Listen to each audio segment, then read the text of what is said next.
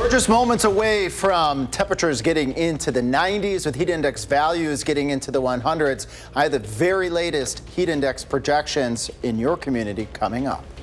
And funding cancer treatments for children will go behind the scenes to see the special partnership between St. Jude Children's Research Hospital and a local home builder. Plus, it's Juneteenth, how the Madison Center for Black Excellence in Culture is celebrating the occasion and a major milestone. That's all coming up on News 3 Now at 10. Good evening. Thanks for joining us. I'm Eric Franke. Sarah is off tonight. The chairman of the Chester Town Board, that's in rural Dodge County, is in police custody tonight, connected to the death of a dog. The Dodge County Sheriff's Office says Richard Van Buren is facing the charge of mistreating animals after an incident in the town of Chester resulted in the death of a golden retriever on Tuesday. The sheriff emphasized this investigation was driven by evidence, not public pressure. He added that threats, including those online, would be investigated and when appropriate, arrests would be made. Also noting that false social media claims about a Dodge County board supervisor were circulating and are not true. Well, you want to make sure your air conditioning is ready to go this weekend. The heat is coming our way with alert day conditions. And here's Alex with our expected high temperatures. Yes, high temperatures, Eric, above 90 to 95. Heat index values 100 to 105. That's what we're up against Saturday through Monday with alert day conditions. This heat is going to mean some business for southern Wisconsin and much of the upper Midwest and much of the country, rather. So now is the time, as Eric said, to plan ahead. Speaking of AC, I'd have mine serviced just the other morning. So know where your fans are, know where your cool spots are. Maybe check that AC, make sure it's ready to rock and roll, and hydrate this weekend if you do need to be outside. And limit that activity if you can. 101, that's what it feels like on Saturday, 105 on Sunday, and 100 out ahead of a cold front as we head towards Monday. Speaking of a front, we are waiting for that warm, humid air to move into southern Wisconsin, and on the leading edge of that, showers and thunderstorms, and keeping an eye on radar 3000. One lone thunderstorm had my attention off towards the north and towards the west, where we had reports of hail and wind damage up in west central Wisconsin. That thunderstorm is dwindling, and I expect the thunderstorms tonight to struggle. They'll be isolated. I'll keep an eye on things. Better chances for storms Friday morning on the leading edge of that hot, humid air. And coming up in mean weather, I'm going to talk about the seriousness of how dangerous heat is with some facts on how dangerous the heat has been in the state of Wisconsin. Alex, thank you. News 3 Now is part of a special project that ties St. Jude Children's Research Hospital down in Memphis to a generous home builder up here in Waunakee. Our Maddie Heim shows us the home and the life-saving mission behind it. A new neighborhood is coming up in Waunakee, but one of the houses is being constructed for a cause. Neighbors helping neighbors, communities helping each other. It's Wisconsin's first ever St. Jude Dream Home Showplace. A house with 4 bedrooms, 3.5 bathrooms, and 1 goal. The net proceeds to what we sell the home for in the end, 100% get donated to the St. Jude Hospital. And it's just amazing. Builder Victory Homes partnered with local vendors, suppliers, and trades companies. Everyone stepped up to the cause. Many of them charging little for their services, maximizing what will go towards St. Jude patients.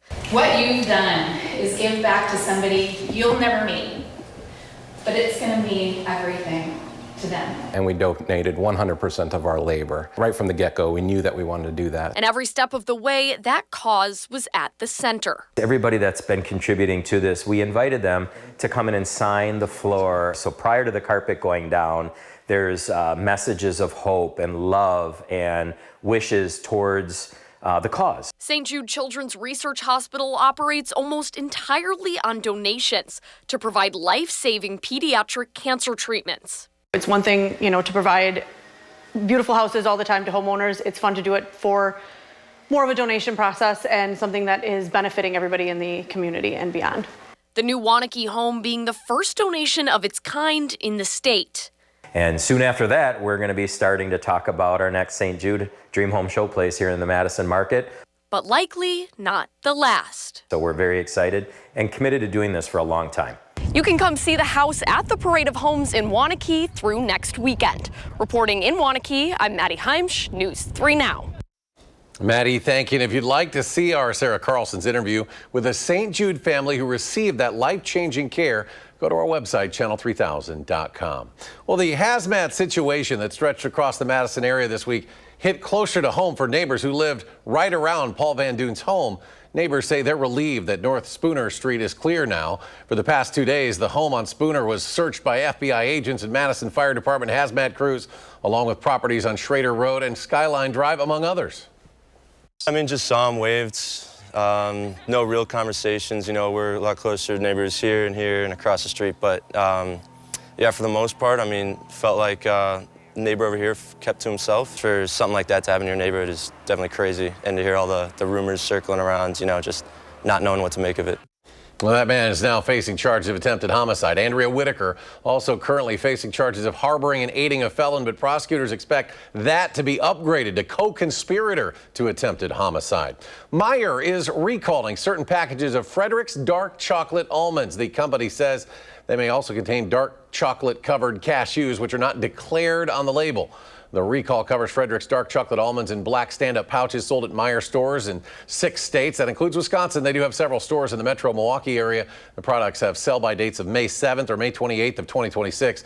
Also covered are 8-count, 1.5-ounce multi-pack boxes with a sell-by date of May 5th, 2026. The State Assembly has approved a collection of bipartisan bills, and one of those is Assembly Bill 201. It's also known as Braden's Law, named after Braden Bone, who took his own life after being targeted by an organized sextortion ring. It creates new penalties for the crime of sextortion and allows those who cause death by suicide as part of a sextortion scheme to be charged with felony murder. It also makes a victim of sextortion or their family eligible for payment from the DOJ's Crime Victim Compensation Fund. The legislature's Budget Writing Committee will not meet today after a meeting cancellation. Committee members were supposed to take up the Elections Commission, Agriculture, Child Welfare, and more. Senate Majority Leader Devin LeMahieu says discussions with the governor started again this week and were in good faith, but, quote, these discussions are heading in a direction that taxpayers cannot afford, end quote. Today, Democrats on the committee criticized Republicans, citing that talks with the governor broke down earlier this year as well. Weeks ago, legislative Republicans walked away from negotiating with the governor in order to attempt to pass this budget through by, again, giving into the desires of the most extreme members of their legislative caucuses. And instead, they find themselves here again, unable or struggling to pass a budget. State Senator LeMahieu says that Senate Republicans are ready to work with the state assembly to pass a budget and cuts taxes and invest in core priorities. The Wisconsin Realtors Association says home sales in the state fell for a 3rd straight month. Their new report shows sales dropped 2.7% compared to the first 5 months of 2024. It comes as the median home price rose to $325,000 in Wisconsin, a 6.8% jump from that same time period a year ago. The WRA says the pace of the drop was moderate. Wisconsin's housing inventory is on the upswing, seeing 22,000 homes on the market in May.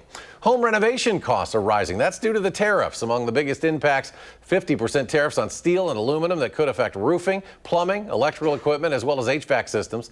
Almost a quarter of the country's available lumber supply also comes from Canada, which now faces a nearly 15% tariff. New appliances, tiles, even window parts could also cost more. If you were to do one project, painting is usually a really nice to freshen things up. New flooring, you can definitely avoid the tariffs just by the different companies that are producing flooring. Experts say if you're tackling remodeling on a budget, prioritize plumbing and utilities over finishing your countertops. Today is Juneteenth, and people across the country are gathering to mark the occasion. You're looking at the Juneteenth Jubilee Parade in Milwaukee. That is one of America's oldest Juneteenth celebrations.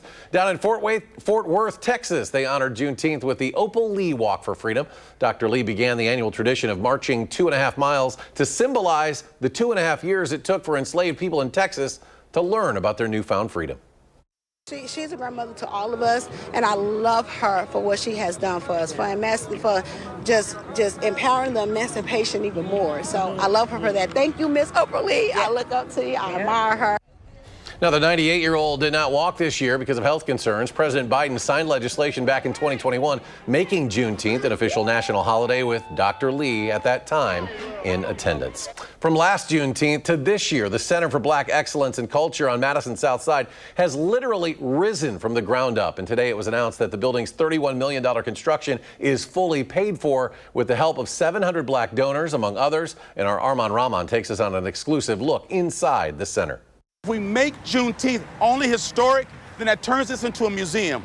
This is forward-facing, and we are the proof of those dreams. For founder Reverend Dr. Alex G., it's about fostering the dreams of the future. I've been listening to the broader community that's been the broader black community that's been saying, we don't need to be fixed. We just need a place where we can thrive and create our own solutions. But his dream is still taking shape inside the now fully paid-for building. Every room, every space is built with wellness in mind and flourishing in mind. The 37,000 square foot space will include the only black-owned theater in the state and another multi-use performance space. Black plays, concerts, comics, lectures, film festivals, book festivals, keynote speeches. The black community would not be where it is without its strong faith tradition. All of the openings here will be stained glass. A youth space and meeting rooms for all ages. A state-of-the-art recording studio right here for podcasts, video recording, video editing, and musical recording. And right nearby, the Verleen G Senior Center to foster intergenerational relationships. It's named after Dr. G's mother, who passed away last year from dementia. My job as her son is to tell her story,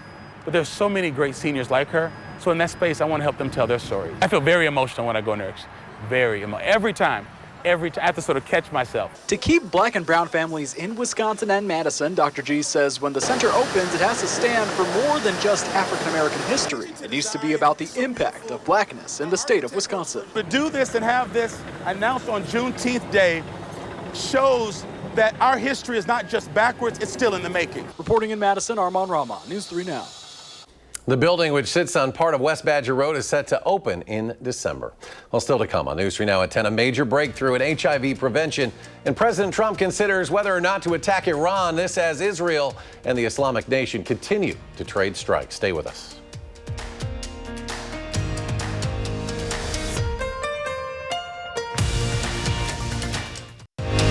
You're watching News 3 Now at 10.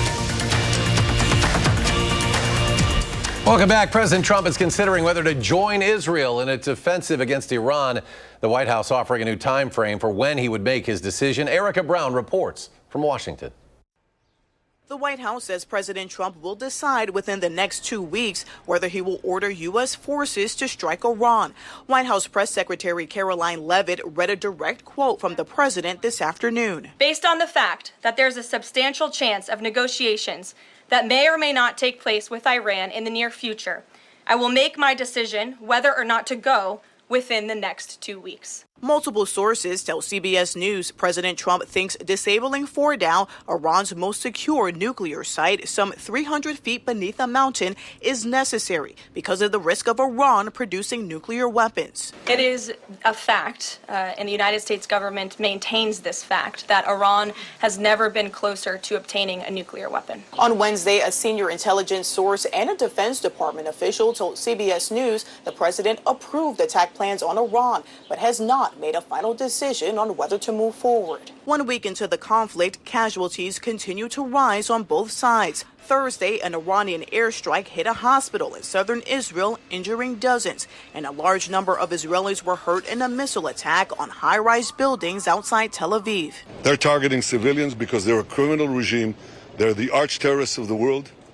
They want to have nuclear terrorism, which will put the entire world under nuclear blackmail, and they would use these weapons. Israel launched airstrikes it said neutralized a nuclear reactor it claims was created to build a nuclear bomb. Erica Brown, CBS News, the White House. The FDA has approved the world's only twice-a-year shot to prevent HIV. The vaccine is marketed under the name Yes2Go and can be used for both men and women. 2 clinical trials show the injection is nearly 100% effective at stopping new HIV infections. The medical breakthrough comes as the Trump administration eyes deep cuts to HIV prevention funding. I spoke to a spokeswoman today from Gilead. She said it's going to be about $28,000 a year at list price. But they're making all sorts of efforts, she said, to make it more widely available to everyone. But the problem, of course, is in the United States, we have decreased support from federal programs, both inside the United States and abroad, for HIV prevention. It's unclear how much insurance would cover of that shot cost. There are still more than 30,000 new infections of HIV in the U.S. each year. Alert day conditions this weekend will extend on into Monday. Let's check in with Chief Meteorologist Alex Harrington, see how hot it'll feel this weekend, Alex. 100 to 105. We'll answer the question right there, but I'll show you how high those heat index values are going to be in your community in just a moment. This alert day period, this is serious stuff. A little bit later here, I'm going to explain the seriousness of heat and why it is so dangerous in Wisconsin and in the United States as well. Heat index values, here we go. 101, that's going to be a common number as we go into Saturday afternoon, maybe 102. Can't rule out some isolated areas getting to 105 or greater. Areas over towards Milwaukee, you notice 94. The lake area is not going to very likely see any reprieve. Milwaukee and areas near inner city Milwaukee and some of the more populous areas in southeast Wisconsin, always very susceptible to heat conditions, and we'll repeat all of that again as we go on into Sunday. And again, areas by the lake, I don't think you're going to get the reprieve because we're going to have a strong southwest wind, so that effect from the lake is probably not going to help out too much. We have an extreme heat watch for southwest Wisconsin and then an extreme heat watch for the metropolitan areas over towards Milwaukee. Much of southern Wisconsin will at least reach heat advisory criteria as we go into Saturday, Sunday, and very likely into Monday as well. That's not the only part of our weather story. Been keeping a track on a couple of thunderstorms. That thunderstorm near La Crosse has had history in west central Wisconsin of producing very large hail and damaging winds, but the mode has been, as we put this into motion, these thunderstorms pop up and then they weaken, and that has been what our weather models have been suggesting for the course of the past couple days and today as well. Still can't rule out a possibility of a strong storm up towards Juneau and Adams counties, perhaps around midnight. I'll keep an eye on that and cut in if necessary. But watch what happens. It fizzles very quickly. So I think the thunderstorms to the north and west likely are going to be in a weakening mode as they get into the area. So the threat for severe weather tonight is low, but north of Madison can't rule that out. Then we're keeping an eye on a cluster of thunderstorms that will be weakening as it moves into the area as we go into Friday morning. I think the main threat from those storms Friday morning would be from heavy rain, but Savannah will be tracking that with radar 3000 as well. And then out of here, and that will be the last of the thunderstorms, because following this isolated chance of a strong storm, then we go into that hot and that humid mode Saturday, Sunday, going on into Monday. We call this ridging, where the weather pattern goes way to the north, and we're just in that hot and extremely humid pattern. Following that, Tuesday, Wednesday, Thursday, Friday, we're going to be having heat index values probably a bit on the warm side as well, but it will be very unsettled during that period. And wanted to just also call out here, we're probably going to shatter record warm lows during the next couple of days, meaning we don't really get below 80 degrees. And when you're in the 90s by day and you're in the 80s by night, I want to remind people that this extreme heat, this is dangerous stuff. Absolutely, no doubt. This is the #1 weather-related killer, and also in the state of Wisconsin, the greatest number of deaths from a weather-related event was in the 1995 summer heat wave. So it means business. It's not something, hey, you know, it's summer, this is what we get in Wisconsin. Prolonged heat like this is bad stuff. Check on your neighbors, especially your elderly neighbors, and those pets. Always be aware of where they are. All right, hopefully these postseason games don't have to go on into the weekend for high school athletes, right? So baseball just wrapped up today. State soccer, they kicked off today. Coming up in sports, well, the Regents are on to the finals. How Madison West won in a shootout to punch their ticket to the state finals. That's next on News 3 Now.